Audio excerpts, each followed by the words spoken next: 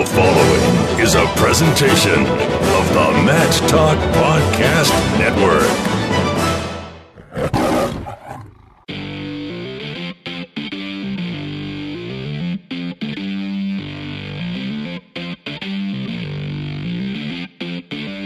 It's time for the ODU Wrestling Monarch Mattcast, a show dedicated to all things related to the Old Dominion Wrestling program, on the web at monarchmattcast.com.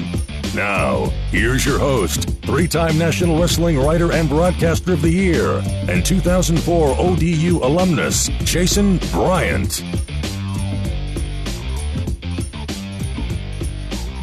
Episode 37 of the ODU Wrestling Monarch Mattcast. Jason Bryant here with you, as it is a historic day here in Monarch Nation, and by the time you listen to this, the historic day might already be gone as we record this prior to kickoff, December 23rd, 2016, a day that it's not infamous, but it's a big deal. The first bowl game, the Monarchs taking on Eastern Michigan in another country, technically, because Tristan Warner, our guest today, you knew that the Bahamas were a whole nother country, right?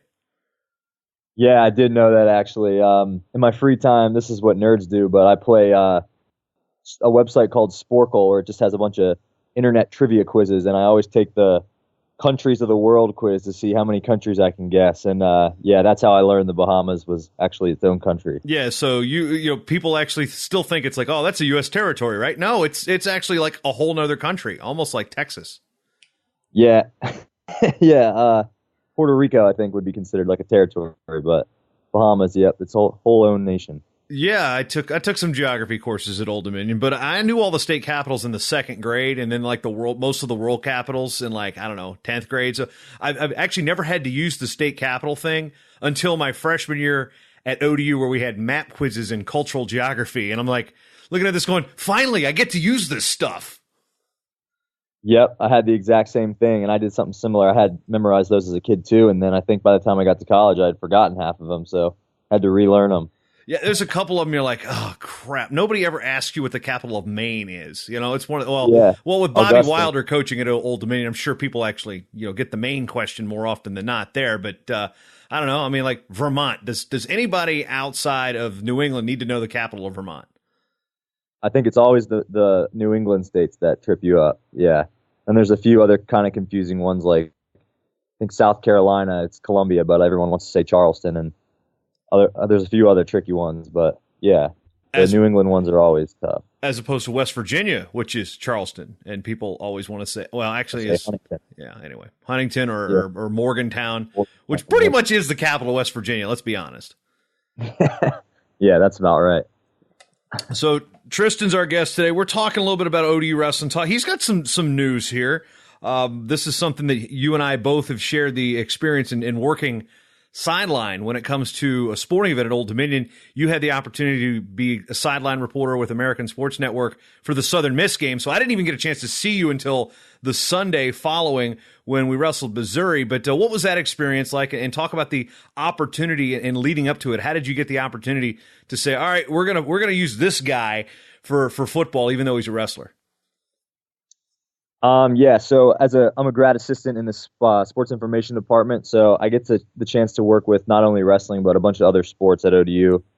And my boss came to me and said, hey, I don't have a done deal yet, but some of the guys from the American Sports Network reached out and asked if I had any students or grad students who would be interested in being the sideline reporter for the Southern Miss game. And he said, it's not a paid thing, but it's just something, it will be a good experience for you, something you can put on your resume. And if you're interested in that kind of, talent work, then that's something that you could get some good experience with. So I was like, why not? Yeah, it sounds fun.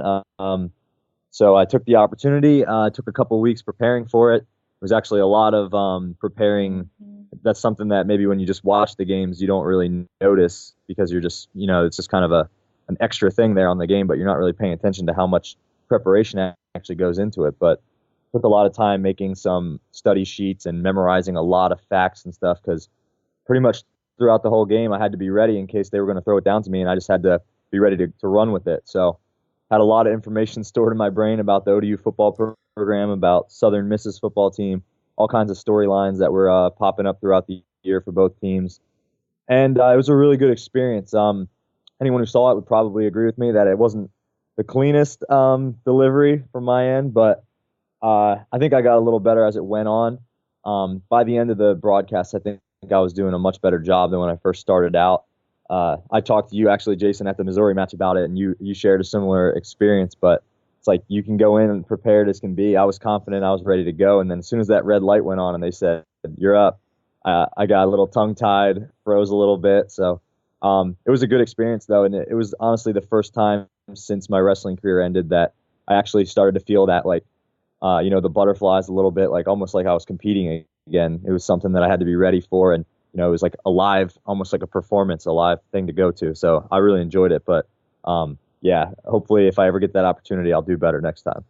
Yeah, the red light's the key. People sit home and they'll critique Michelle Tafoya and Aaron Andrews and even the pop shows when we get into guys like Ryan Seacrest. When there is an art form to being able to know that light is on and to try to put away the fact that, okay, this is live. You don't get a redo on this. And I remember my first experience was the CAA game of the week on Comcast when Old Dominion basketball was playing Drexel, and that line came on. And I'd practiced the night before with the prompters and stuff for what was on the screen. Well, my second cutaway, the monitor went out. So if I had not looked at that monitor prior, I would have had nothing on the stats. And it was like, and they're like, what happened? I go, monitor went out. And they're like, okay. It's like one of those things on Dream Job where they do it on purpose. But so when it comes to that, working in sports information, coming from wrestling, you've got opportunities to branch out more sports. Where are you looking career-wise? Because, this is your second year on wrestling. We'll get into the sports information side of it here in a little bit. But, this is usually a stepping stone for people to move on. And with so many networks now, there's opportunities that, like 10, 15 years ago, I would have definitely, I don't know if I'd have killed for, but I definitely would have taken a bat to somebody's knee to get my foot in the door there. Yeah, that's actually a good question. I got a couple more months to figure it out, but I think doing the thing like I did with ASN for the football game was definitely something that I needed to do experience-wise because still not being 100% sure what route I want to go down, but definitely something maybe working with the media in that kind of capacity is something I'm still interested in doing, and it could be for a wide range of sports. I think a lot of the people who do those types of jobs for those networks and stuff kind of do a lot of different sports. So I think it's basically at this point in my career, I'm just trying to get my foot in the door and get experience with as many sports as possible. As you alluded to, I do sports information, and I was the sports information director for our field hockey team this year, which is, ODU field hockey's maybe the winningest program of all time, like 11 national titles. So I've gotten to work with football team. Also, I've gotten to work with pretty much every sports team at ODU. So basically at this point, I'm just trying to get as much information about all the sports. Because like you said, having wrestled and been around the sport for over 20 years now, I was somebody who cut out the rest of the sports. I played football, soccer, all of those when I was a little kid, but stopped doing it before middle school. And I've just pretty much focused on football. So there's on wrestling, but there's a lot to learn about all the other sports that I'm just trying to get experience and get my foot in the door in case, an opportunity arises where I can get a job where I need to be pretty knowledgeable about those sports. So that's what I'm trying to do this year, basically, just getting as much information as I can from all these other sports. We've had Carol Hudson on the program prior to his retirement, and he was the dean of sports information directors pretty much around the country. He'd spent, 3-4 decades at Old Dominion. And what's that office like now? I mean, there's no CHUD around. That's got to be strange for a lot of your coworkers.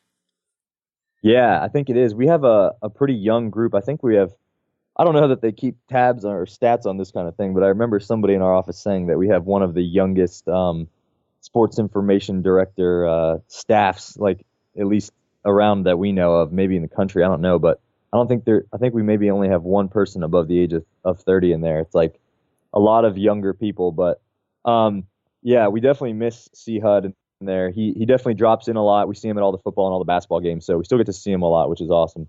But yeah, we definitely miss him. He was an awesome guy. He had so much that you could just pick his brain from, and still to this day, when I was working with, I had to organize some things for the NCAA Field Hockey Championship that ODU hosted this year, and a couple other big events that we had here, even for my debut on the American Sports Network. And he would send me emails, or I would shoot him an email, and he would give me advice that was always good. So it's great having a guy like him around that's still close by, and we can still reach out to him if we need him. I've got a pretty good relationship with sports information directors around the country, and if you're not coming from that field, or you're not familiar with what they do, it's again easy to criticize because I know a guy up here at Augsburg, I think he has 25, 30 sports by himself. He might have a grad assistant, but you make one typo, all of a sudden you're hearing about it from everybody. What is it like? I've always said that the profession is overworked, underpaid, and underappreciated. What have you learned about the world of sports information that makes you really sit back and look and be like, man, these guys, and men and women, really, they bust their ass? I think you just hit the nail on the head perfectly with that saying that you just said. Biggest thing, I would say one is that most people don't even know what it is. I think most people have no idea, like when they go to a school's website or an athletic website and see articles like that, I think a lot of people have no idea like that's a job, that people actually do that. I think they think like, I don't know, the coach puts it up there or something. I think a lot of people have no idea that that's even a job.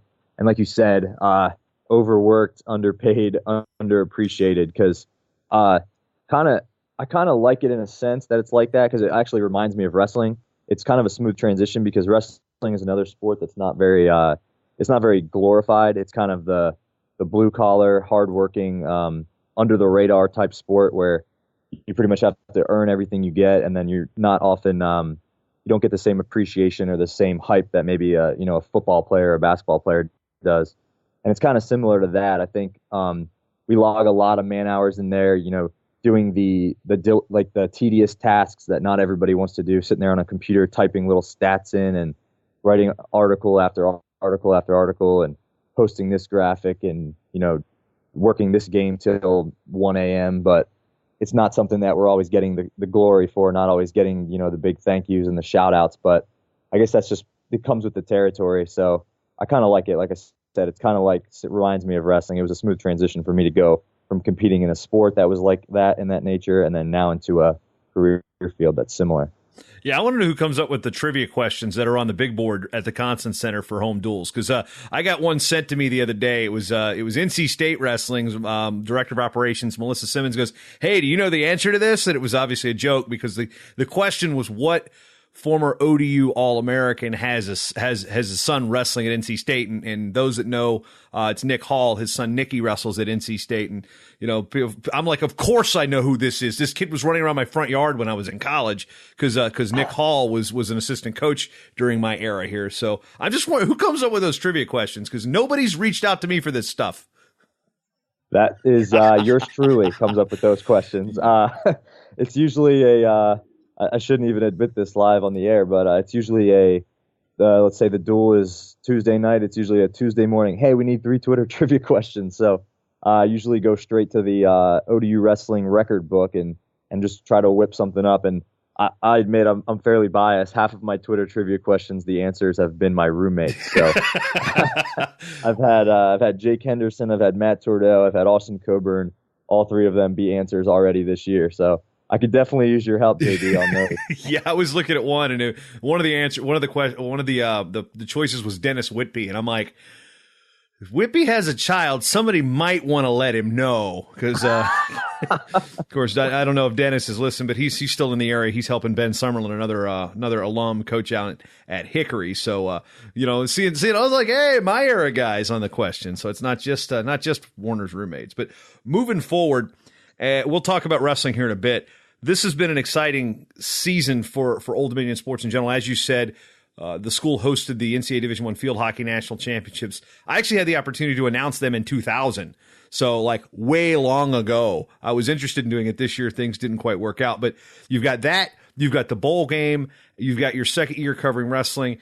You've got, Coach Barefoot just picked up her 300th career coaching victory. You've got just some general good things happening around the Old Dominion Sports Department. What's it like to be in that office and be behind the scenes, and then be an undergraduate alum sitting there going, yeah, get to pull for your school when you're not working? Yeah, it's been cool. It's been a really cool year for ODU sports. Like you said, there's been a lot of things that have happened this year, both for me and for the department as a whole, that have never happened before. I'd say the biggest thing has obviously been the football team. We had a couple years there where we transitioned from first from 1AA to Division 1A and then into Conference USA, where they took their lumps a little bit, as you would expect, like a startup program too. But they're on fire this year. I think 9 wins already, and I definitely think they are in position to win this game today. So a 10-win season for such a young team and a bowl victory, that's huge. And you can really just tell on campus that people are pretty excited about it. And we see a lot of people coming out and supporting the games. There was pretty much all the games that I was at this year. There were no empty seats. It was electric atmosphere for, given our stadium size and everything. So the football thing has been huge. Getting to host the NCAA Field Hockey Championship and also, kind of being in charge in some way of that was also a really good experience, both I think for ODU to host that and also for me personally to get some experience. And cool thing about that was the team that ended up winning it, Delaware, ODU beat them the first home game of the year. So that was my first game trying to figure out how to stat a field hockey game. I was pretty much trial and error out there. And it was against the eventual national champs, and we won. So I don't know, maybe I'm good luck. I'm not sure. But yeah, in general, I would say it's a really good year. And you can just tell the attitude on campus is higher than it has been in years past, I would say, just because of the success we've had. Yeah, I'm going to throw my own little pat on the back here because I've the 8th year football, I've been to 6 games. And living out here in Minnesota and then prior to that Colorado, little tougher to get to games since they started. But I was at the first game against Chuan. Then I was at the Louisiana Tech game with Heineke to Washington in overtime. So the Monarchs are 5-1 when I attend, but they're 5-0 at home. The only loss was when I happened to be in Pittsburgh the same weekend they played Pitt. But I did see Jared Brown kick the longest field goal in Heinz Field history. Field goal. And yeah, I was freezing cold. It was like weird. I live in Minnesota, but I'm sitting there shivering. I'm like, it's 32 degrees, maybe 38 degrees, but it was just so cold. He had the monsoon. I remember, Mark Benson's like, sorry, dude, we don't have any blankets. And, up there in Pittsburgh. But yeah, the Monarchs are undefeated when I attend a home game. So hopefully this podcast thing will pay off and I can actually get a few more flights down there. But had the opportunity to check the Southern Miss game, then the Missouri match out. And let's start focusing on wrestling a little bit. Not been the greatest start for Monarch Wrestling, but 3 of the 5 teams have been nationally ranked, coming off the win against Northern Illinois, and then wrestling NC State, which traditionally we've wrestled pretty tough, even though haven't gotten the wins. Where do you think the program sits right now in terms of getting ready for the stretch run of the season, going into the Midlands and things of that nature? Yeah, I think like you said, going into this year, everyone kind of knew that ODU was going to have a younger dual meet team. I know we have, I think someone pointed out to me, 3 or 4 first or second year guys in the starting lineup. Might even be more than that now, depending on what lineup we throw out there. But I think from the beginning, I knew looking at the lineup that we have a really strong individual tournament team, but dual meet wise, we're going to have a couple weights where we've got, true freshmen out there, redshirt freshmen who are just kind of like I was 5 or 6 years ago, getting thrown to the wolves a little bit, and they're going to take their licks. But I think, dual meet wise, like you said, we had 3 or 4 top 20 teams already, including Missouri and NC State. And when you've got 4 freshmen in the lineup going up against a top 10 kid who's a senior, that's tough. So you can't expect ODU to go out and beat Missouri in a dual meet with such a young lineup that we have right now. But I'm excited for the second half of the year. I think that's when historically that's when the momentum starts rolling for our team. I know going into Midlands the last few years, we've had guys go out there. Jack won it 2 years ago and just dominated everybody. We've had other guys go out there and place, and then we kind of seem to get on a roll sometimes. Virginia duels, probably 2 or 3 of the last 4 years, we've had good Virginia dual tournaments where even if our team didn't, win the tournament, we had guys who really stepped up and got a few signature wins, and that's really all you need to carry on for the rest of the year. So I'm excited to see. I think about half the team is going, not half of the starting lineup is going to Midlands, and the rest of them will be at Lock Haven. And I think regardless of which tournament those guys are at, I think they will, either way, they'll be able to pick up some wins that will be good for their confidence and to get them rolling. And hopefully that will carry on into the important matches that come up here in the postseason. I would say a perfect example is a guy like Mikey Hayes, a 49-pounder. He's up a couple of weights this year. So it probably took him a little bit to get adjusted to wrestling 149 after being 133 for his first 4 years.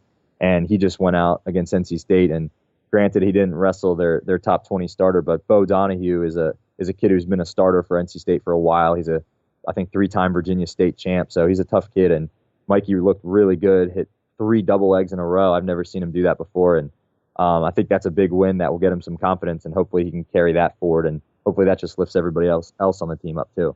Yeah, Dono's a guy. He gave Lenny fits. You know, they were always a tight match with Lenny. I'm like, and then I see Mikey go out and kind of go on the Kyle Hutter eating plan and just get really big. We're still gonna have Ricky Bobby night, but 149. I'm like, what? And then he beats Donohue. I'm like, yeah, that's a good win. That's a good win, even though it wasn't Sam Spino. That's still a win against the guy that again gave Lenny Richardson fits in the past. Yeah, exactly, and like I think the mental aspect of wrestling is so big, and really, if you looked at Mikey's record on the paper going into that dual meet, you see 1-6, and then you see Bo Donahue. I'm not sure what his record was. I'm sure it's a winning record, and you look at that and you see Hayes win, and that might surprise some people, but really, I think that's all it takes. You get a few of those wins, even if it's not a top 10 guy that you're beating. If it's a solid guy, you get that one win, and then from there, it's really all mental. You get a little bit of belief in yourself. Mikey sees now he can beat tough kids at 149 up 2 weights. I think that's huge. So hopefully him and some of the other guys who wrestled tough or pulled out wins can do the same thing. When you look at the way the wrestling program works, you started as a true freshman up at 74 before making your reverse Coburn. You went down, in consecutive years before we're coming back to 65. When you look at the development from one year to the next, like we focused a little bit on Antonio Agee last episode when we were talking to Kevin Beasley about the win over Shaquante McMurdy of NIU. When you were a freshman, when did it take you to realize that to get that notable win and all of a sudden be like, and the switch to turn to be like, okay, I'm losing a lot early. Now I need something switches. And you realize that you can compete on this level. What are the true freshmen need to do in this situation? A guy like Agee, who's at that same weight class, and you remember your freshman year, it was not an easy first 2 months of the season for you. Yeah, that's a good point. I think I would even go as far to say that I think the whole first year was a tough year, my freshman year. I don't know, looking back, I don't remember every match, but I don't know that I ever got that signature win that I needed my true freshman year. I feel like I kind of was the guy who would win when he was supposed to, but would lose when he was also supposed to. So for me, I would even say that I think I was in the wrong weight class. I don't think I was physically mature enough yet to wrestle those big guys and those guys who were that good. And I just needed a year under my belt to get the technique and everything down. And mostly, like I was saying, just the mental aspect. You go out there, like I said, I would go out and beat the guy I knew I was supposed to beat, and then I would lose to the guy that I knew I was supposed to lose to. So I think the biggest thing is a combination, obviously, of getting the year of college wrestling under your belt where you just get adjusted to it, but also it's really just a huge mental thing. Some of these kids who come in as top recruits, like that you see just dominate even as true freshmen, I think mentally they just are ready. They know that they're that good. But someone like me, it took me probably a full season of getting my clock cleaned a little bit before I realized that I needed to believe in myself and know that I could pull upsets and I could beat kids that were good.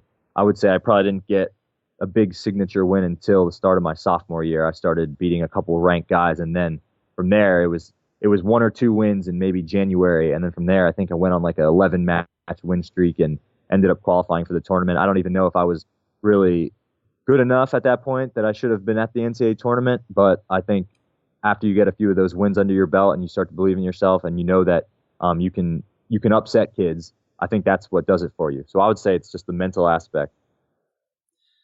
As we circle back to the promotions of Old Dominion Athletics, you've kind of worked into this broadcast role and brought people into the broadcast role for the live streams. It's not just, in the past it'd be either the PA feed where Ripper was on the microphone and you'd only hear when the announcer would say something, or no feed, no audio at all. I mean, how much involvement have you had in? All right, let's get some commentary on these all access feeds. Yeah, it's been interesting. I've bounced around a little bit actually. Last year, me and my friend Tim Wentz, who I work with, who is also a sports information director for ODU. He's been a lifelong wrestling fan from Jersey, so he knows his stuff too. Me and him got on the live feed. We talked to some of our bosses and just tossed around the idea if it would be cool and they were all for it. So we talked to the video department and we got it going, and we got a lot of good feedback last year. So I think a lot of people enjoyed it.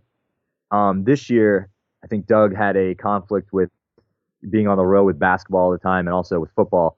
So what actually happened this year is that we didn't have a PA announcer, and that's trying to follow in the footsteps of Jason Bryant here. I actually volunteered to do that this year, and so after you left Missouri, I've actually taken over the PA announcing duties, and now Tim, my friend who I've been doing it with last year, is now on the commentary with featured guest who some around the ODU campfire might know, two-time All-American Chris McCotty. So Chris McCotty and Tim now cover the the color commentary for the live stream matches, and I'm on the PA. So it's a tag team effort, but we're getting it done, and we're excited for our next home match. January 20th will be the first time that all three of us are there, because this past weekend against NC State, they were both out of town for the holidays. But starting next match, January 20th, I'll be on the PA, and McCotty and Tim Wentz will be on the play-by-play. So fans who can't make it out can catch them on the live stream. All right. See, now I'm moving into to my wheelhouse. I'm curious about your experiences with the PA, what you've learned about the craft, because you've got Doug Ripley there on campus. Again, he does a lot of the radio now, but he was the voice of the NCAA Division III football championships. He's done ODU wrestling. He's done the Virginia Duels. The guy's wildly talented. He's been on this show before. But there's a vast difference between radio and a webcast and then television and then the PA. These are all things I'm familiar with, and you're getting your feet wet with all of them. What is it about the PA announcing thing you found maybe more challenging than you realized?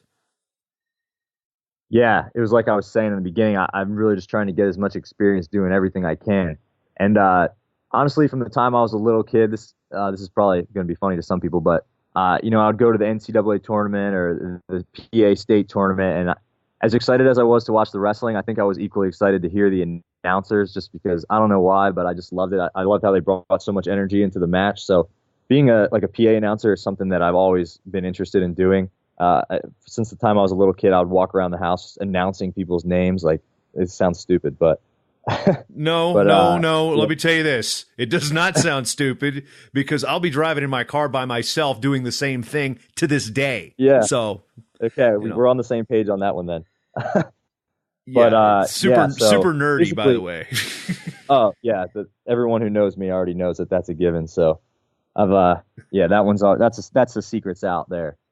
But basically something that I've always wanted to do. So I just little by little started trying to find ways to get on the PA. So I did it for field hockey and lacrosse last year. I did it for women's soccer. I did it for tennis. Started out with basically like the Olympic type sports. And then this year the opportunity arose, and got on the mic for the first time in the TED for a wrestling match on Tuesday against NC State. Honestly, I think the preparation for it is one of the biggest things that you have to be ready for. Actually, you'll probably find this funny.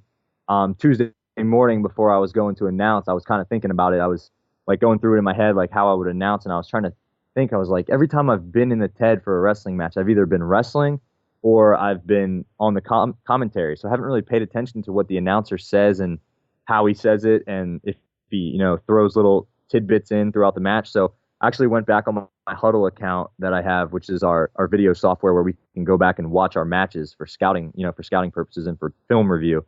And I just went back and started watching a bunch of old matches, and I found ones where Jason Bryant, you were on the mic. I found ones where Doug Ripley was on the mic, and I found ones where Steve's brother, Wayne Martin, were on the mic. And I would just kind of listen to every single different person and try to pick up little things that each of you guys were doing. So biggest thing I would say is kind of like you also said, it's live. It's just like being on live TV. So you don't get a redo.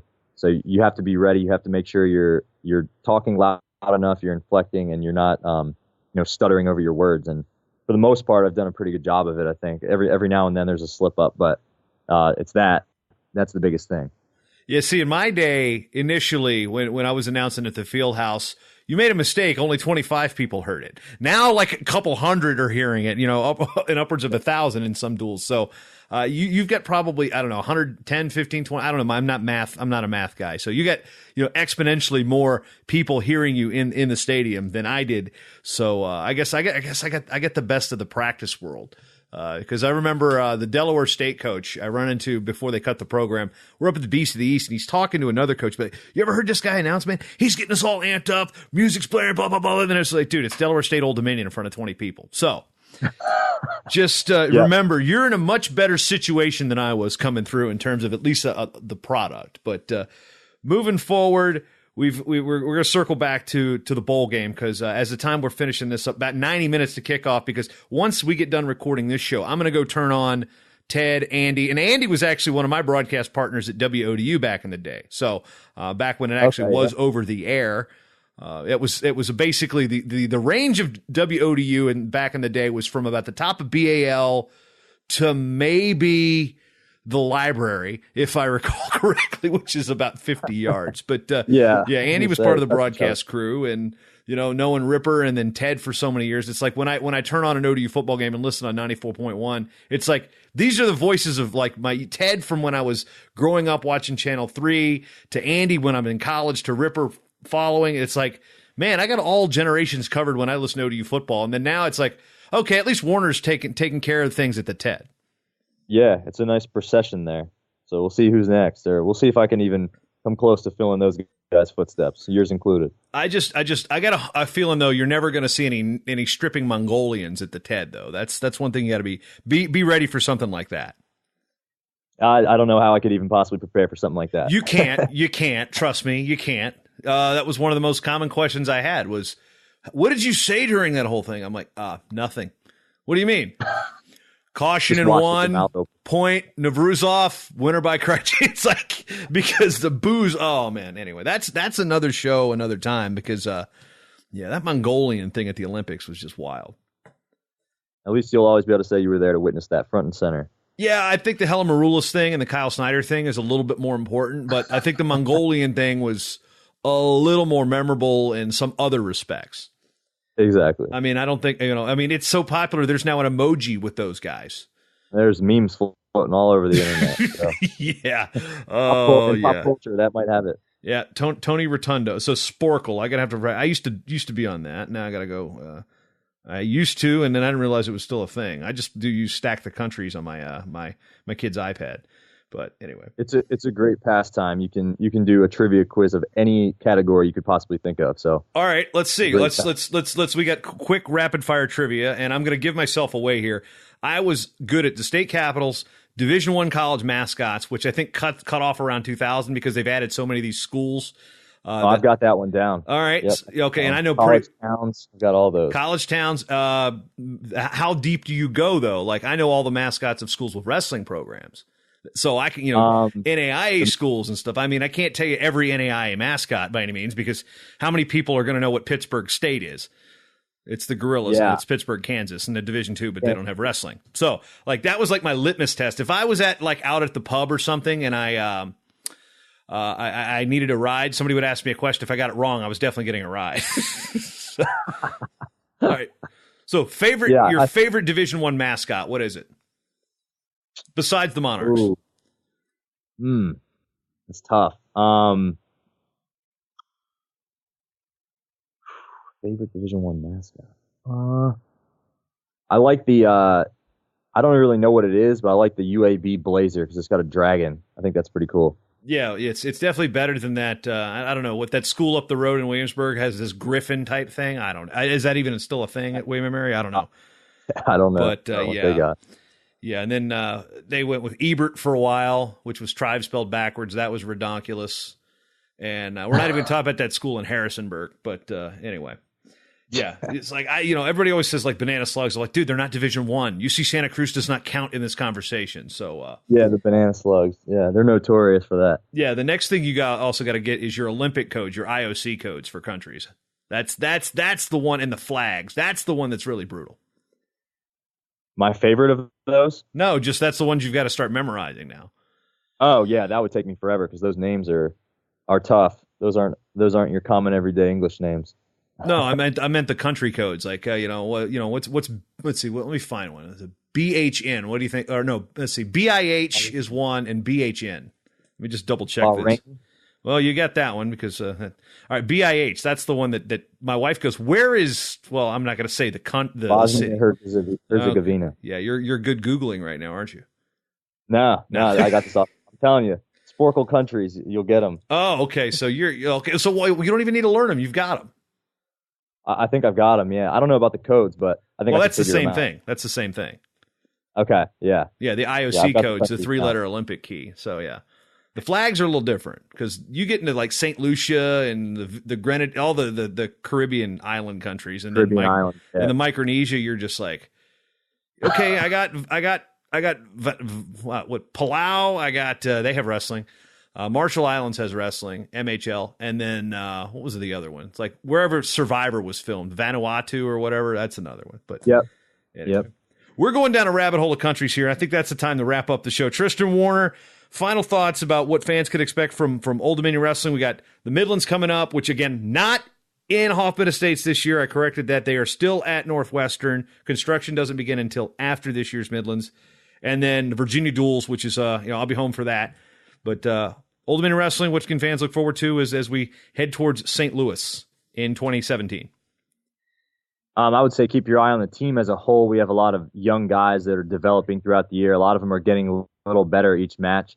And like I said, I think if they do well at these tournaments and into Virginia Duels, they get a couple good wins under their belt. I think a lot of these younger guys on our team that came in, they're not real known right away. They're not in the national rankings yet, but I think they're going to turn some heads. And then obviously we've got our veterans on the team, Jeske, Selden Wright, Jack Decco, Kevin Beasley. I think those guys, all four of those, you need to keep your eye on towards that podium. Keep your eye on for them this weekend at Midlands. I think all four of those guys could place high or win Midlands and get on the podium this year. And Beasley and Jack right now are wrestling as good as anyone, and they could be on the top of that podium in March too. So just keep your eye on all those guys, and it's going to be a fun rest of the year.